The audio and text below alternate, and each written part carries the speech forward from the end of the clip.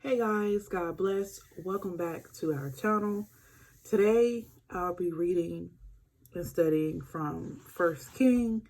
First King is my actual study from reading through the Bible. And this is the book that is next up coming from this way. So I took some notes on chapter 1 and I decided to share it with you in case you were inquiring about it, or if you're studying this also and you would like something to kind of help, because I understand that this is the part of the Old Testament that gets a little complicated because it's wordy, it's heavy.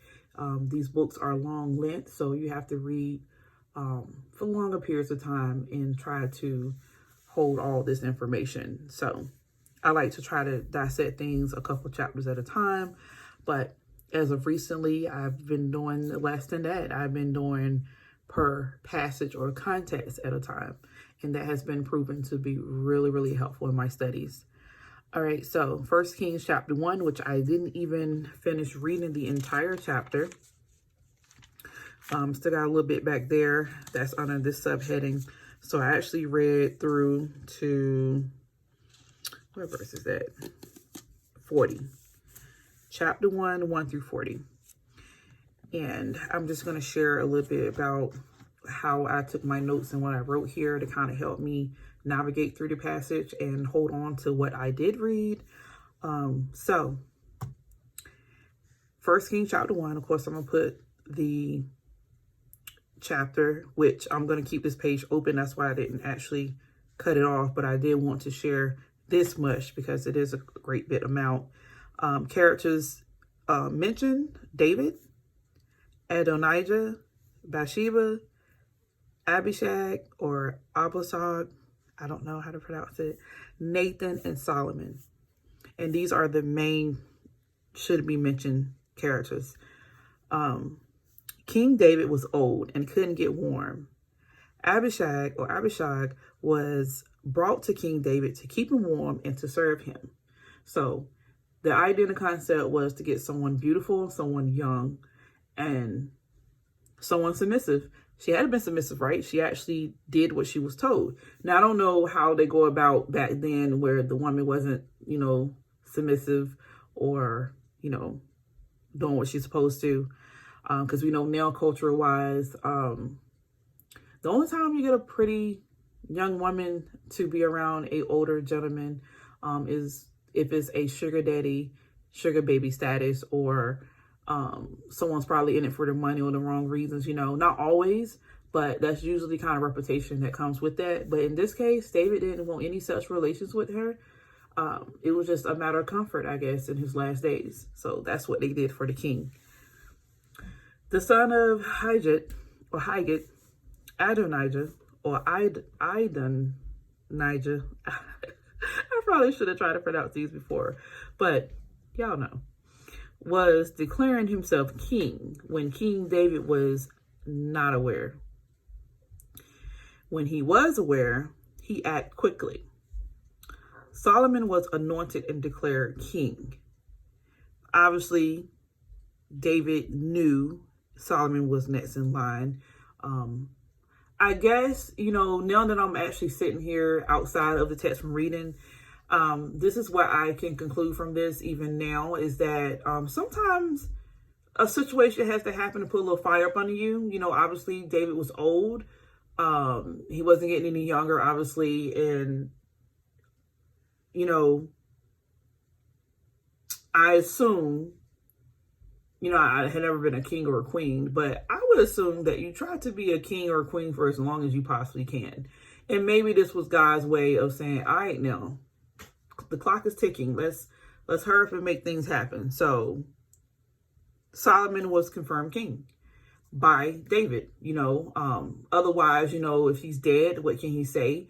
If he's severely sick, how could he communicate? So while he was able and can, based on the situation that took place, because Adonijah, he was, for some reason, confident enough to think that he could be king and he could declare himself king. Like, he had celebrated, he had sacrificed to God. he had some grouping, some people behind him, backing him up. So he was ready to go. Like, they was celebrating, drinking, partying, like, yeah. And people were actually, agreeing, like, all hail King Adonijah. Like, everybody was, not everybody, because, and this is another thing too, he made sure to not include a select few people that would have known better, which is, isn't that how we do, like, we have our cliques of our moods, I would say. Like, when you're gossipy, you got that gossip friend. When you're an introvert and you just need someone to just be present and understand you, you got that person you go to. When you need a laugh, when you need a shoulder to cry on, when you need prayer, like, we kind of have our cliques within cliques, so to speak. So that's what I got so far, and I just want to share that with you in case someone was reading across First Kings and they needed a really practical explanation of what was going on. I feel like I'm as simple gets, in real life and in my understanding. So let me just read out some notes and things that I got here. And obviously I'm not reading this so that you can copy me. I'm just reading and sharing because sharing is caring. And I just, want to share. And obviously my sticky notes match my highlighted in this Bible. You guys know my She Reads Truth Bible. I am not writing this Bible yet at all. I'm strictly using sticky notes. This may change. Who knows? But anyway, based on the verses 1 through 4, my thought was, there's a purpose for everything. God put me here in Jacob's life for a reason. I must be selfless. So I often joke about our age difference, and I was just reflecting on the scripture here, David and the young virgin, which obviously that's not our description, but in the beginning I did kind of question, okay, God, why this age gap? What's this difference? And once I learned and understood more about his health issues and concerns, it became clear to me that God made sure to cover and keep him in the event that he would have to have someone stay at home with him and take care of him. And that would have to be someone who is pretty healthy, someone who's able to move and be active and be alert. And of course, that would be me. And I just, in the beginning, it was kind of like, okay, God, you kind of put a lot on my shoulder here, and I'm not sure if I'm responsible or capable enough.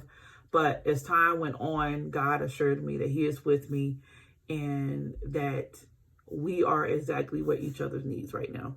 Like, I may even I would say I need him more importantly than what he needs me for. I need him because he is a good teacher. He teaches the Bible really well, and he has helped me in my faith walk and my understanding. So I thank God for that.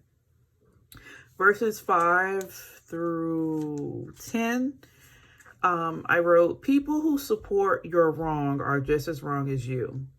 People often associate with people they have things in common.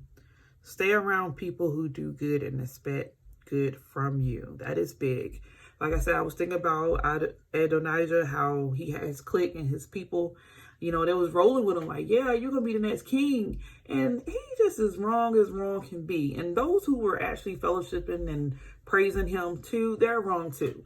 But I would like to take this, like I said, to a more practical approach. In real life, we have our people who support us no matter what. And some people may say that it's good, but I would say that's bad. And I thank God that I do have a few friends who hold me up to accountability. I thank God for myself being a person that is able to say, now, that's not okay. Or let's try something, that voice of reason is what, they call it. I thank God that I can be that. And I thank God that I have a few people that are like that for me. Verses 11 through 14, I wrote, let whatever you say stand. If God's will is known, let it be said. He will confirm his word to whoever. Nothing can stop the will of God. So this is the mentioning of King Solomon. He was destined to be king. It is God's will for him to be king. So of course, God's will prevailed and took place, and nothing and no one can prevent or stop that. And then verses 15 through, I guess, technically 27 is the passage or the area that I was reading. No matter what, serve your king. Treat him beyond what he deserves. Consider your ways. Respect and honor him. So, there's people that obviously heard word of what was going on with Adonijah.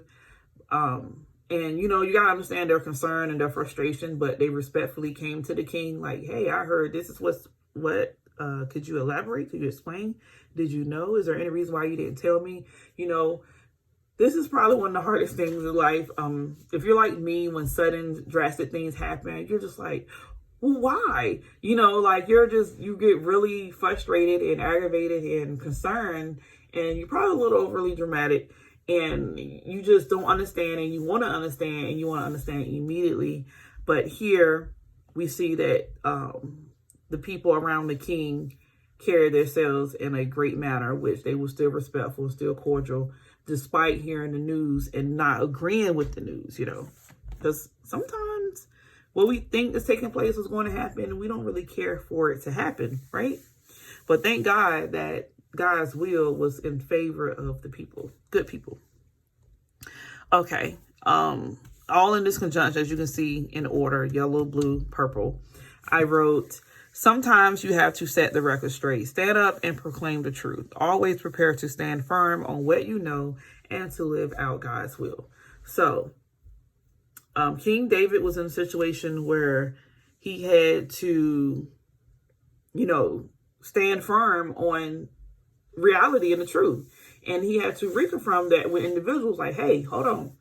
This is the plan. This is the deal. And I'm not changing it. We're sticking to it. And he's firm with it. Like, and not in a harsh bullying way, but in this is what the will is. This is what the plan is, and make sure it actually happened that way. And sometimes we need to pray and ask God for strength to execute these things, because sometimes we get weak. Sometimes we get intimidated. Much like the truth in the gospel, like no matter what, proclaim that truth, stand firm on that truth, and do not let anything or anyone deviate you from that. And I wrote, it was God's will for Solomon to be king. He was blessed and anointed for this very purpose.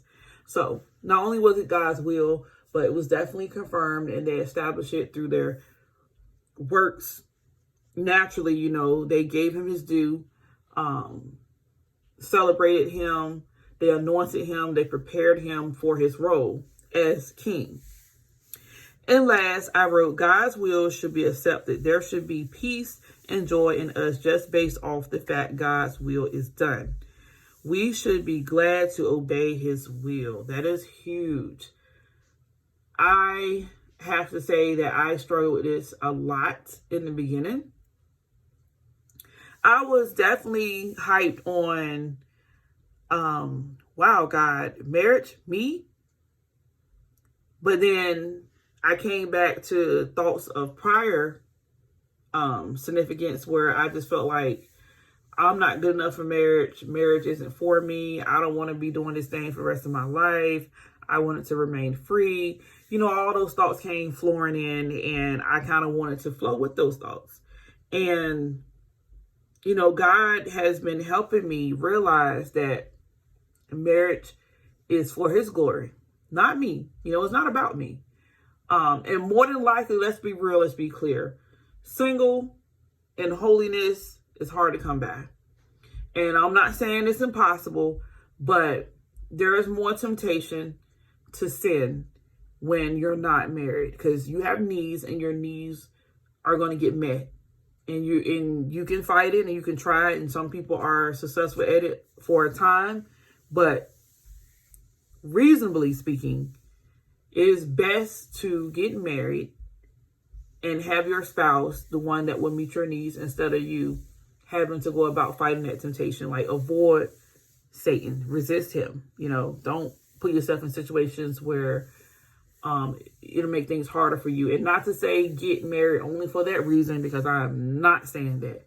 However, I'm saying, like, before you get in a situation where you, hey, I want you, but I don't want to, you know, be serious and commit to you, let's just consult God and ask him, God, am I supposed to be dealing with this person at all? Or should I let it go and move on? But anyway, those are my notes. And that was my little study.